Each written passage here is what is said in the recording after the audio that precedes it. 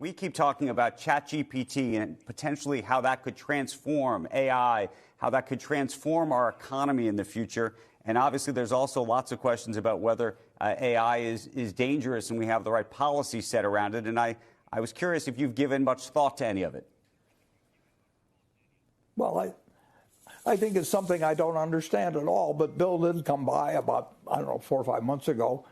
And he said, I'm going to show you the latest thing, what can be done. And then he, I actually said, take the song My Way and write it in Spanish and have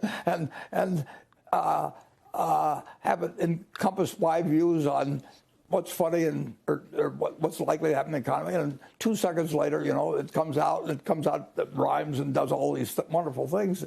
But he told me, he said it can't tell jokes, which I thought was very interesting. It just doesn't know how to tell jokes, but it can tell you. It's read every book, every legal opinion. I mean, the amount of time it could save you if you were doing all kinds of things is unbelievable. But what I said to Bill is, I said, just let me know what I can ask it. How are you going to ruin the human race? And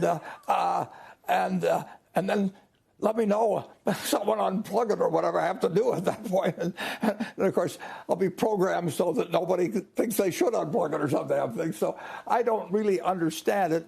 I think it's an incredible technological advance in terms of showing what we can do, but I don't know whether we know what happens. And I was listening.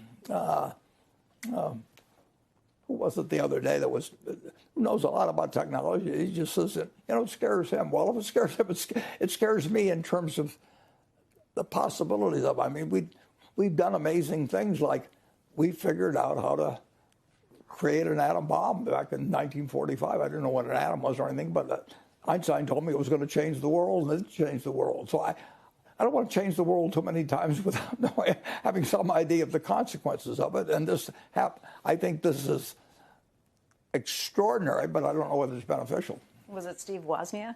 Pardon me? Was it Steve Wozniak? No, it was Eric Schmidt.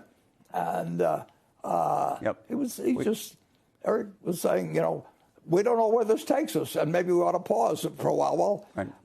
I don't know 1/100th of 1% about physics or anything else that Eric knows, but I come to the same conclusion.